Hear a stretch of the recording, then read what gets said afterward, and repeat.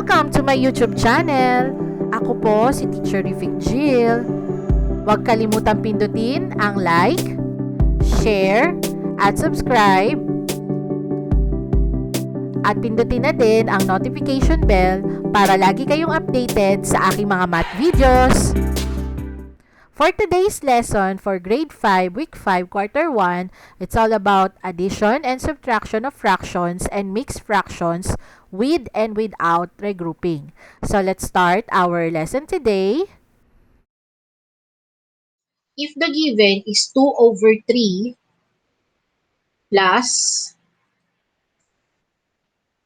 6/9. Okay. Ngayon, pwede po bang i-add na lang ng diretso to? So, syempre, hindi pwede. Kasi nga sabi ko kanina na dapat pareho yung denominator nila. Magkaiba. So, ang gagawin natin para maging pareho sila is get the LCD or LCM. Ano ba yung LCM? Least common multiple. Since ito ay fraction, least common denominator yung gagamitin natin. So, using the continuous division na inaral natin dati, so yung 3 and 9 ang denominator. Kunin natin yan. Ngayon, mag-iisip tayo ng prime number na pwedeng i-divide sa 3 at 9. So, syempre, yung pinakamaliit ay 2. Hindi naman pwede i-divide yung 3 sa 2 at yung 9 sa 2. So, yung sumunod na number sa 2 ay yung 3. Okay. 3 divided by 3 is 1. 9 divided by 3 is 3. Okay. Since lahat ng numbers na nandito ay prime numbers na, imumultiply natin yan. Okay? So, 3 times 1 is 3 times 3 is equal to 9. So, ibig sabihin, yung 9 na sagot mo dyan, that will be your denominator. O siya yung tinatawag na LCD niya. Okay? So, ang denominator natin ngayon ay 9. Okay, pareho na sila. Pareho na silang 9. Next step. Yung unang step, kinuha ang LCD. Pangalawang step, yung 9 na bago mong denominator, i-divide mo dito sa dating denominator ng unang fraction, which is 2/3. So, 9 divided by 3, ito ha, ang operation na ginamit natin dito ay divide. Okay, tandaan natin yan. So, 9 divided by 3, ang sagot natin ay ilan? 3. Tama? Yung sagot mo na 3, imumultiply sa whole number, sa numerator na 2. Okay? So, 3 times 2 is 6. Yan ang isusulat mo ngayon para magkaroon siya ng bagong numerator. Okay? Yung first fraction ay sa first fraction. Next, itong second fraction naman, since wala pa siyang numerator, dito naman yan sa 6/9, yung second fraction natin. Ganun ulit ang gagawin natin. Katulad ng ginawa natin sa 9 at sa 3. Ngayon naman, 9 divided by 9, divide ang gagamitin. So, 9 divided by 9 is ilan? 1. Yung 1, ita-times mo sa 6. Ilan? So, ang sagot ay 6. So, yan na. Meron ka ng parehong numerator at yung denominator mo ay pareho na, which is 9. Pwede nang i-add. So, 6 plus 6, katulad ng ginawa natin kanina sa mga pinakita kong video sa inyo, 6 plus 6 is 12/9. Okay, yan na ba yung final answer? Hindi pa, kasi nga itong fraction na to ay improper fraction. Kailangan maging mixed number siya. So, yung 12/9 ay i-divide mo. 12 yung dividend, yung nasa loob, and then 9 yung divisor, which is yung nasa labas. So, ilang 9 meron sa 12? Isa. 1 times 9 is 9. So, pag minus mo yan, 12 minus 9 is 3. So, yung natira, yung remainder, yun ang whole number natin. Yung remainder, yun ang numerator, what I mean. Numerator, then ang denominator, pareho lang, which is 9. Yung answer na 1, yun ang whole number. So, the final answer, ayan, sorry, yun, bura siya lahat. So, yung final answer natin ay 1 and 3 over 9. So, sana, yan, nakatulong ako sa inyo at mas naintindihan nyo yung pagsosolve ng dissimilar fraction. Okay, isa pang example.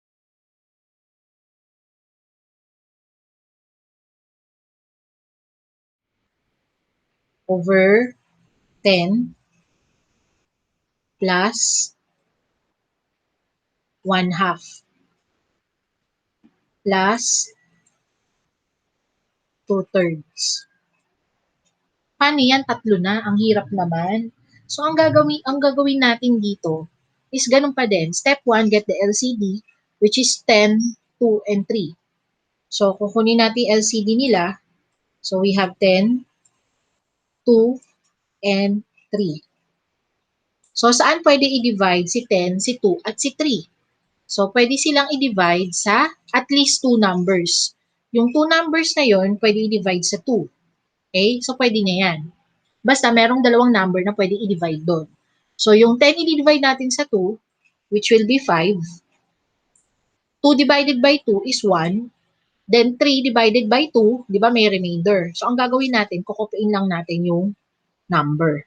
And then, let's check if all the numbers or digits outside are already prime numbers. Ano yung prime numbers? Pag sinabing prime numbers, yung factors niya ay 1 at saka yung sarili lang niya. So, since lahat sila ay prime number na, so pwede na natin i-multiply ito to get the LCD of the fractions.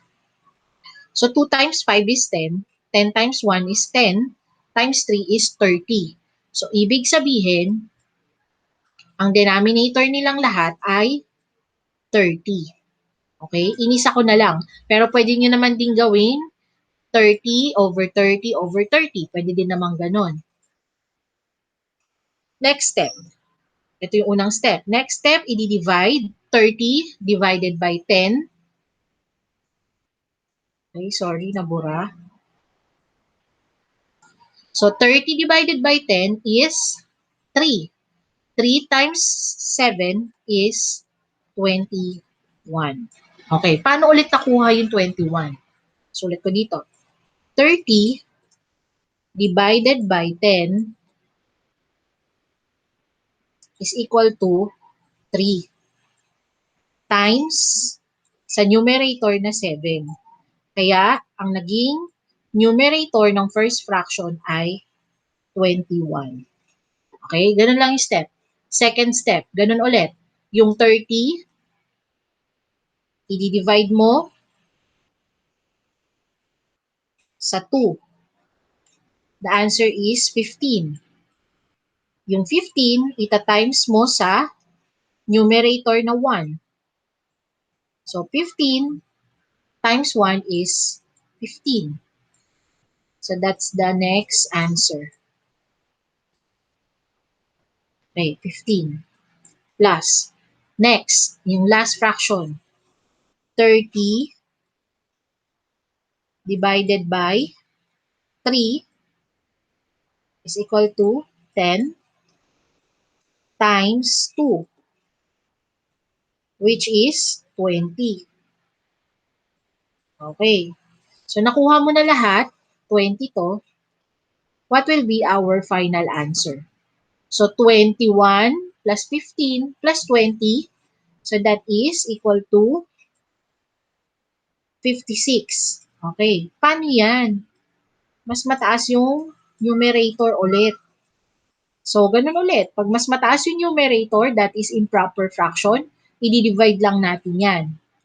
So, ang pinaka-technique dyan is ilang 30 meron sa 56? Isa lang. Diba? Yun yung sagot mo eh. Tapos, ang gagawin mo, para makuha mo yung numerator, yung number dito, i-minus mo lang siya. 56 minus 30 is 26. Then copy the denominator, which is 30. Okay. Tanong, yan na ba yung final answer? Hindi pa. Kasi nga, yung 26 at 30 ay divisible pa sila sa 2. Yung 1 na whole number na sagot natin, okay, baba lang natin dito. 26 divided by 2 is 13. Then, 30 divided by 2 is 15. So, the final answer is 1 and 13 over 15. So, that is how to add dissimilar fractions. Plus, okay, example, 1/4. Okay. So, paano isosolve yung ganyan? So, syempre, dahil magkaiba yung denominator, which is 6 and 4, we're going to get the LCD. That will be the first step, which is 6 and 4. Using the continuous division, anong number ang pwedeng i-divide sa 6 at saka sa 4? So, the lowest number that can be divided into 6 and 4 is 2. So, 6 divided by 2 is 3. Then 4 divided by 2 is 2. Now, all the numbers here are already prime numbers. So, pag sinabing prime numbers, ang factors niya ay yung sarili niya at 1. So, kapag prime number na siya, you just multiply all the numbers outside. So, 2 times 3 is 6, times 2 is 12. So, ibig sabihin, yung 12 na sagot mo dyan, that is the LCD. So, that will be your new numerator. Yung whole number dito, you just copy that. So, your new numerator now is 12. Okay? So, plus ang operation natin, addition. So, now, para makita nyo, ibahin ko yung color ng pen. So, paano naman natin makukuha yung numerator? 'Di ba? Ang rule nga kanina, sabi, kapag pareho ang denominator, pwede mo nang i-plus agad yung numerator niya. Eh since wala pa tayong numerator, paano natin siya kukunin? Itong denominator na 12 na nakuha natin kanina, all we have to do is just divide. Okay. I-divide natin siya sa 6. So 12 divided by 6, the answer is 2. Okay? Yung ba isusulat ko dito? Hindi pa. Kasi yung 2 na yan, ita-times mo dito sa numerator na given. So, 2 times 2 will give you 4. Okay? So, ganun lang siya. So, ganun ulit, katulad ng ginawa natin dito kanina, yung 12, i-divide natin sa denominator na 4, which will give you 3. 12 divided by 4 is 3. I-multiply natin siya dito sa whole number, ay dito sa numerator na 1. So, 3 times 1, the answer is 3. Okay, now, pareho na yung denominator mo, di ba? So, since pareho na yung denominator mo, may whole number ka dyan. Yung whole number, isulat mo dyan. Then, 4 plus 3 is 7. Then, all you have to do is just copy the denominator, which is 12. So, yung 7 over 12 ba, meron pang lowest term? Meron pa bang number na pwedeng i-divide sa 7 at 12? So, kung wala na, this is your final answer. Okay?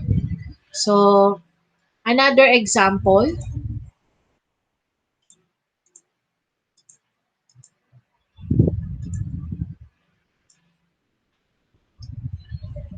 Yan, para shortcut sa erase. Okay. So, another example will be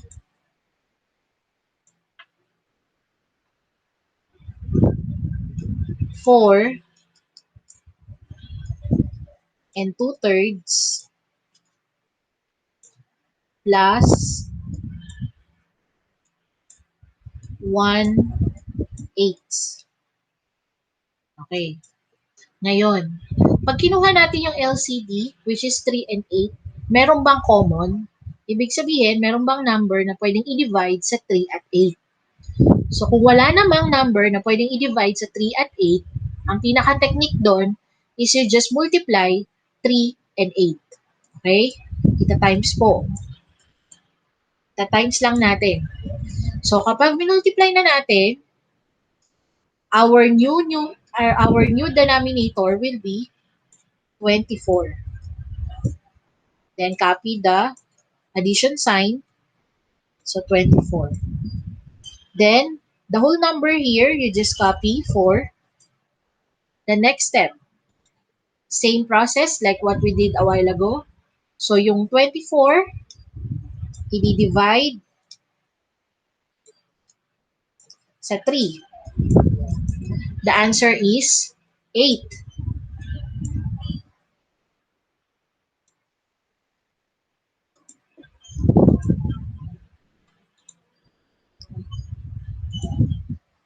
So, the answer is 8. Yung 8 na sagot, you just multiply to the numerator 2.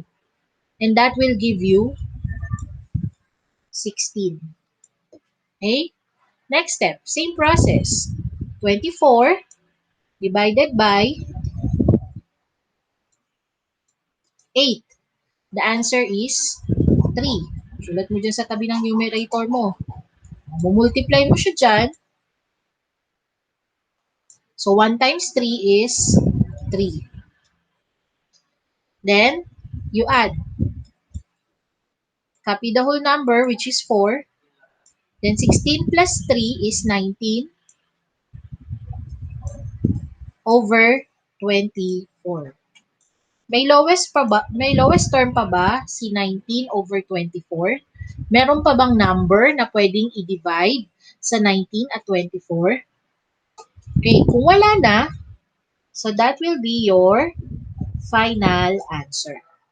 So, ganun lang ang gagawin. So, isa pang example.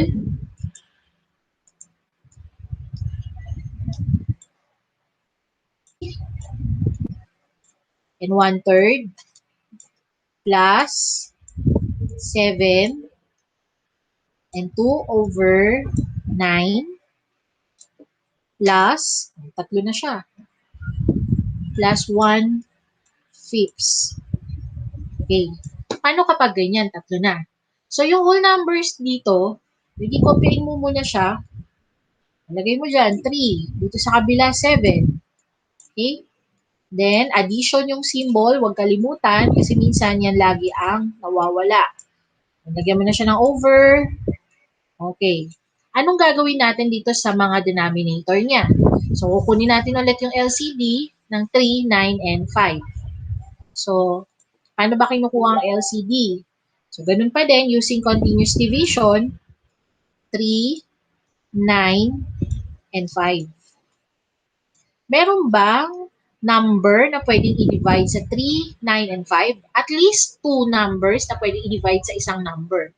So, that is 3. Okay? So, 3 divided by 3 is 1.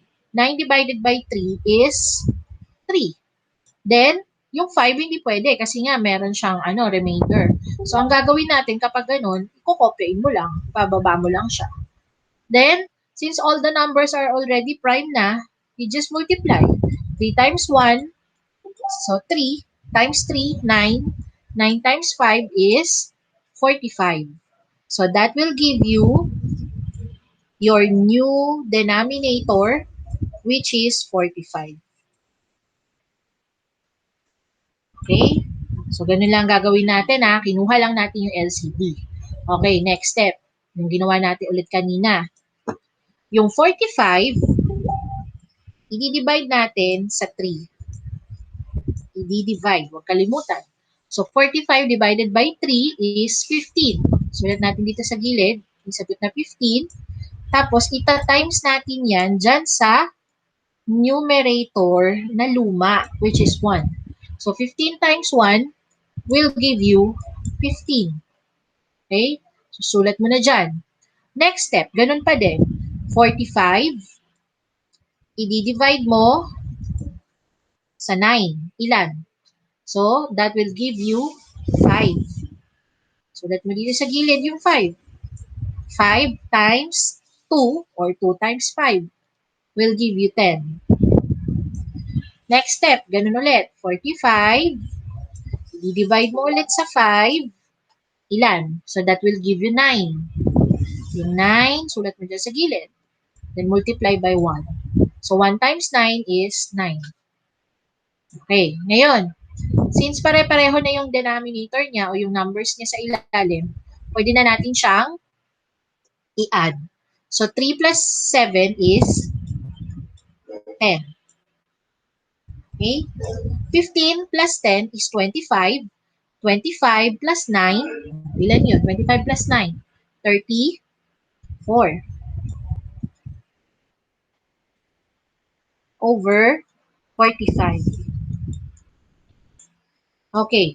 May lowest term ba ang 34 over 45?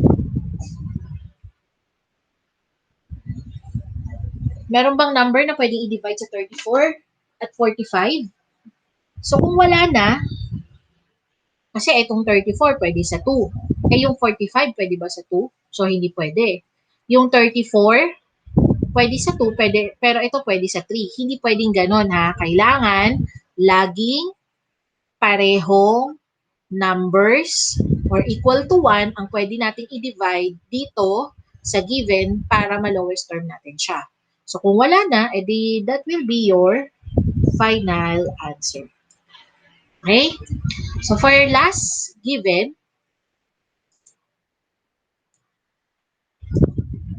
yan. Isa pa, 2 and 1/4 plus 8 and 1/7 plus 3 and 1/5.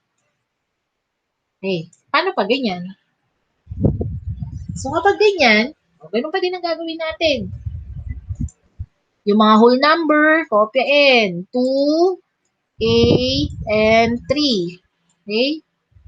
Tapos, lagyan mo na siya ng over. Then, yung symbol, which is the plus sign. Okay. Next step, yung pinakauna natin gagawin is get the LCD.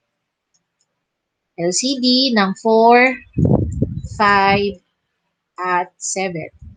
Okay, ito yun. 4, 7, 5, or 4, 5, 7. So, meron bang numbers na pwedeng i-divide sa kanila?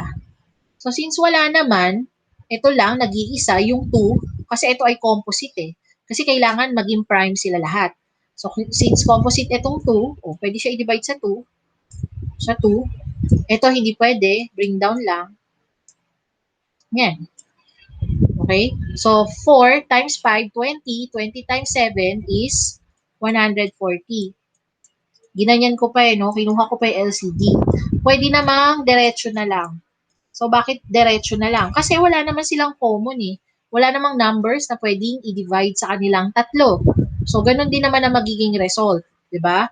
Yung 4 na times mo sa 7, which is 28, 28 times 5 will give you 140. So, same lang din. Okay? So, kahit ano, basta ganun lang yung technique na gagawin nyo. Kapag walang numbers na pwedeng i-divide sa kanila, i-multiply nyo lang sila. Then, that will be your LCD. Okay? So, the LCD here is 140. Hirap magsulat. Ayan. Okay? So, now, paano makukuha yung numerator? So, ganun pa din, 140, i-divide mo sa 4. Ilan? 140 divided by 4 is 35. Okay? Yung 35, nasagot mo, sulat mo dyan, 35. Tapos times, the numerator 1. Times ha, multiply. So, that will give you 35 as your numerator. Next, 140, i-divide ulit sa 7. And that will give you 20. 1 times 20 is 20. Okay? Next. 140 divided by 5, that will give you 28. 28 times 1 is 28. Okay. Now, since pare-pareho na sila, pwede na natin i-add lahat. Yung whole number muna. So, 2 plus 8 is 10. 10 plus 3 is 13. Now, yung 35, i-add natin sa 20, then i-add natin sa 28. That will give you 83 over 140. Okay. Ito na ba ang final answer? Meron pa bang lowest term? Ang 83 over 140? Okay, wala na. So kung wala na, kasi nga wala namang numbers na pwedeng i-divide sa kanilang dalawa, then that will be our final answer. So I hope na nakatulong ako sa inyo today. So that is by adding dissimilar fractions.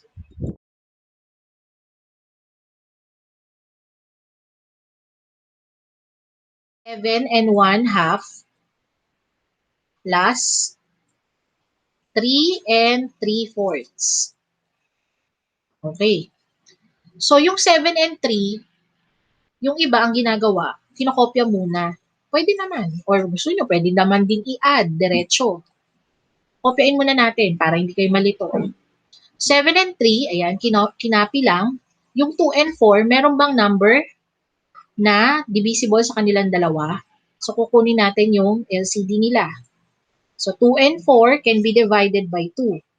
So, 2 divided by 2 is 1. 4 divided by 2 is 2. Then, we just multiply all the factors. Ito. So, 2 times 1 times 2. So, our new denominator will be 4. So, yun yung LCD niya. 4. Now, second step is, i-divide natin ulit. Okay, i-divide. So, yung 4, i-divide sa denominator na 2. Ang sagot ay 2. Okay? Hindi pa yun ang susulat mo dyan. Kasi yung 2 na yun, ita-times mo pa. Okay? Saan mo siya ita-times? Dito sa numerator na 1. Okay? So, your answer will be 2. Kasi tinimes mo na siya eh. So, tsaka mo isusulat yung sagot na 2. Okay? Ganun lang. Next, ganun ulit. So, yung 4, i-divide mo sa 4. Answer is 1. Tapos, hindi pa yun ang isusulat mo kasi i-multiply mo pa yon sa numerator na 3. So, 1 times 3 is 3. So, sulat mo na dyan, 3. Now, meron ka ng numerator, pareho na yung denominator, at merong whole number. So, ano nang gagawin? Sunod mong gagawin is add the whole numbers. So, 7 plus 3 is 10. 2 plus 3, pwede na, kasi nga pareho na yung ilalim or yung denominator nila. So, 5 over 4. Copy. Di ba laging copy yung denominator? Ito na ba yung final answer? Hindi pa. Kasi, itong 5 over 4 ay ano? Improper fraction. Kailangan maging proper to. Eh, paano na yung 10? Yung 10, ang gagawin mo, i-copy mo muna dyan. Lagay mo lang dyan. Tapos, yung 5 over 4, i-divide mo. Ilang 5? Meron sa 4. Isa lang. Tama? Then 1 times 4 is 4. Di ba, i-minus mo? Yun yung ginawa natin kaninang technique. Then 1 ang sagot. So, yung 1 dito, yun yung whole number. Yung natira, numerator. Then, yung denominator mo, copy mo lang. Okay. So the final answer is 10 plus 1, 11. Then copy the fraction which is 1/4. So that is the final answer. 11 and 1/4.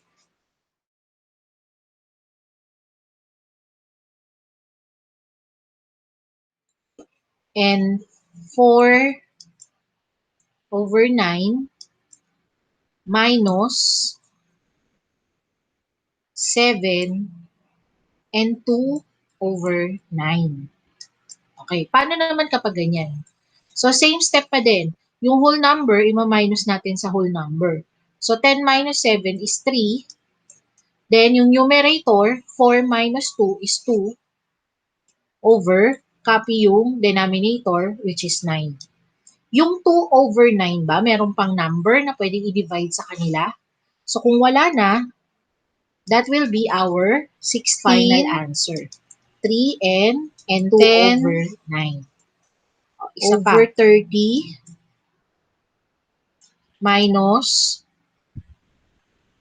12 and 5/30. Paano kapag ganyan? So, same pa din. Yung whole number, ima-minus natin sa whole number. So, 16 minus 12 is 4. 10 minus 5 is 5. Okay, teka lang. Wait, ang pangit. So, 10 minus 5 is 5/30. Okay. Question, ito na ba yung final answer? Siyempre, hindi pa. Kasi nga, yung 5/30 ay pwede pang i-divide sa 5. Yung 4 na whole number, kukopyain lang natin yan dyan. And then, yung 5 divided by 5 is 1/30 divided by 5 is 6. So, this is the final answer. Okay? Ngayon naman,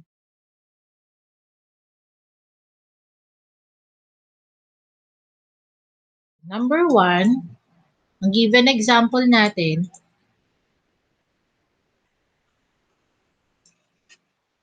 ay 10/15 minus 7/15. So, pa-vertical naman siya. So, in subtracting of fractions, since similar naman siya, kukopyain mo lang yung denominator, which is 15. Pagpasensya nyo na yung sulat ko. Then, 10 minus 7 is 3. Now, yung 3/15 ba, pwede pang i-lowest term? Meron pa bang number na pwedeng i-divide sa 3 at 15? So, kung ang sagot nyo ay yes, tama kayo dyan. Kasi, yung 3/15 ay pwede pang i-divide saan? Pwede siyang i-divide sa 3. So, 3 divided by 3 is 1/15 divided by 3 is 5. So, our final answer is 1/5. So, that is the lowest term. Okay, another example. Minus 2/8. So, ano muna ang una natin gagawin? First Next step example. natin, ay kukunin muna natin yung LCD nila. So, to get the LCD, we're going to use the continuous division. So, 2 and 8.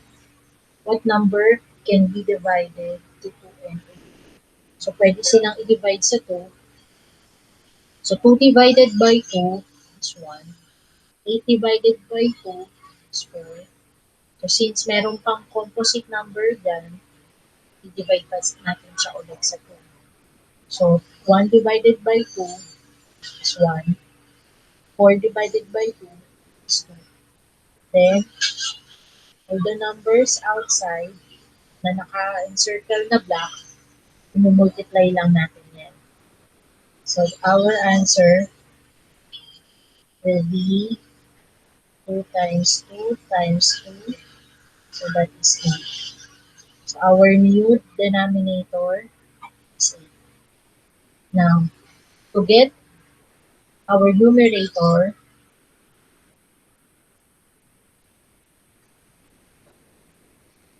8 will be divided to 2. So the answer will be 4. Okay? So your answer will be multiplied to the numerator 1. And that will be your new numerator. Same process with the second fraction. So 8 will be divided by 8. So the answer is 1. And 1 times 2, answer is 2. Now, we can subtract them already because they have the same denominators, which is 8. So copy the denominator 8, and 4 minus 2 is 2. So may lowest term pa ba? Ang 2 over 8. So 2 and 8 can be divided by 2. So 2 divided by 2 is 1. 8 divided by 2 is 4. So our final answer is 1/4. So for another example.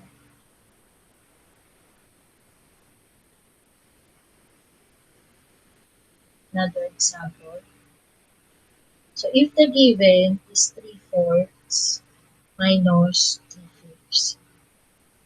Ngayon naman, yung denominator natin, walang common. Ibig sabihin, walang number na pwedeng i-divide sa kanilang dalawa. So kapag ganyan, ang gagawin natin ay napakadali lang. Multiply mo lang yung 4, 5, which will result to 20. So your LCD now is 20. Ganun lang. So 20 and 20. Next step,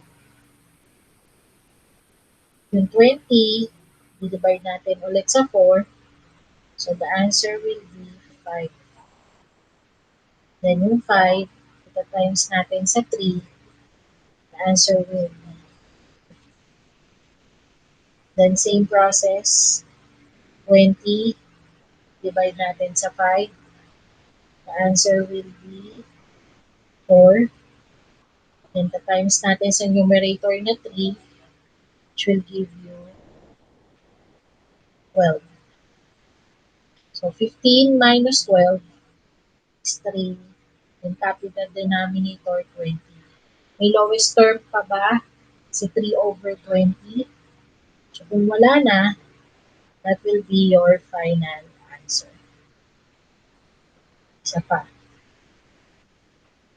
Ano naman kung isang whole number and then isang fraction?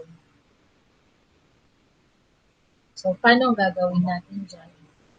Yung 10 na whole number, gagawin natin siyang mixed number para makapag-subtract tayo. So yung 10, that is equal to laging minus 1. So 10 minus 1 will become 9. Then, kung ano yung denominator ng fraction dun sa tabi niya, yun ang gagawin natin equal to 1. So, which will be 4 over 4. Diba? Yung 9 and 4 over 4 ay equal sa 1. So, ibig sabihin, 9 plus 1, ito din yun, yung 10. Ginawa lang natin siya mixed number para mas mabilis siyang i-minus. Then, minus 1/4. Yung 9, wala naman na siyang kapares dito sa katabi. So, you just copy the whole number 9.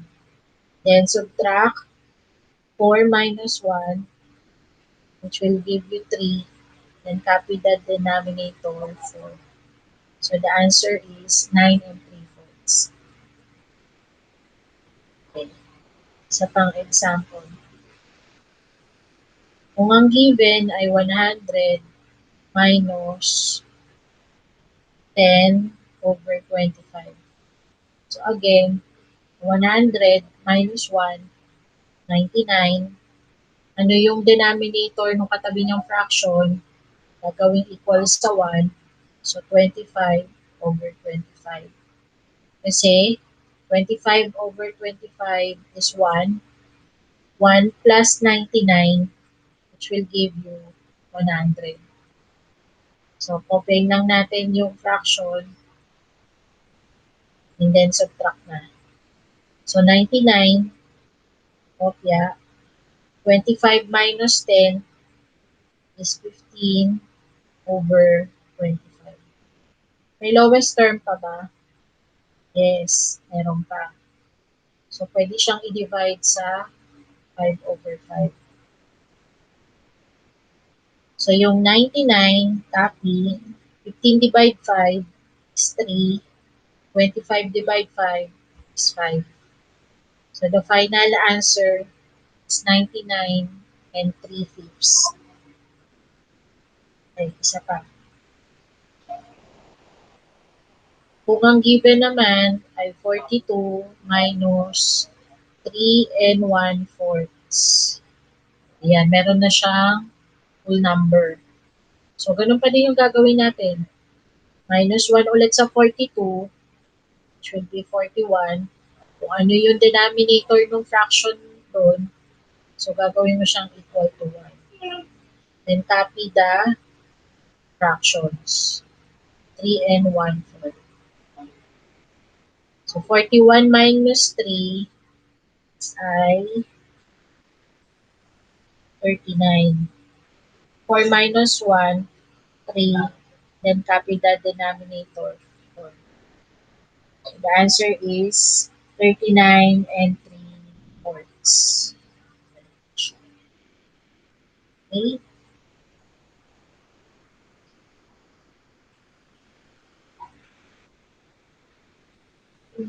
Ano pa na? So the answer should be 37 and 3/4. Hindi 30. Okay? 38. So that should be the answer. 38 and 3/4.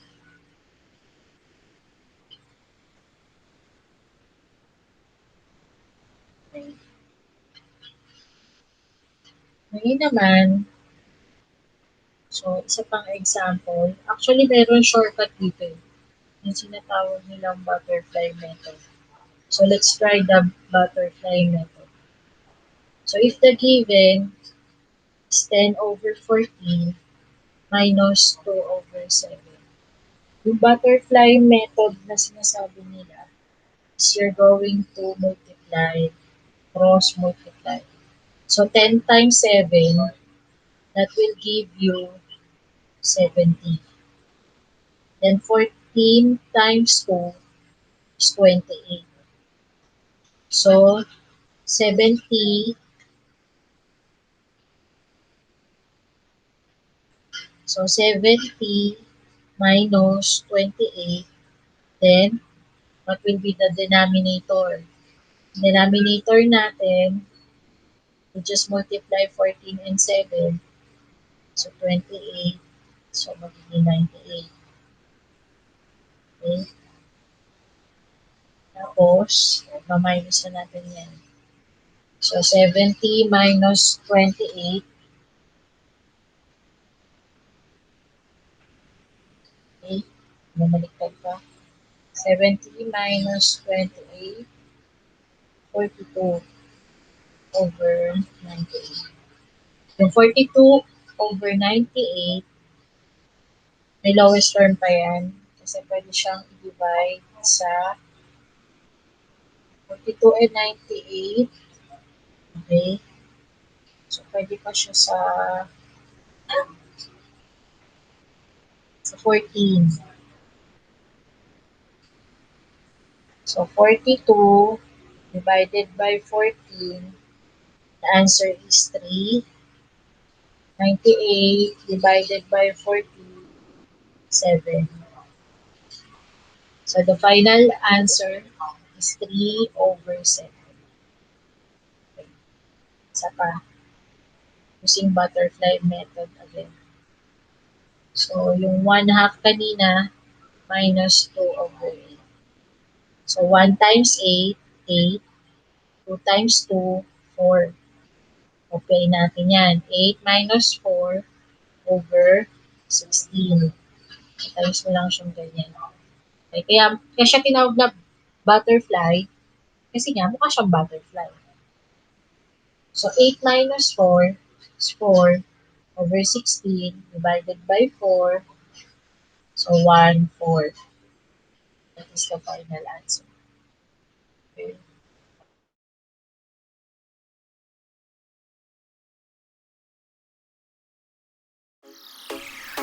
Thank you for watching my YouTube channel. Huwag kalimutan mag-like, mag-share, at subscribe. At pindutin ang notification bell para lagi kayong updated sa aking mga math videos. Salamat! Bye-bye!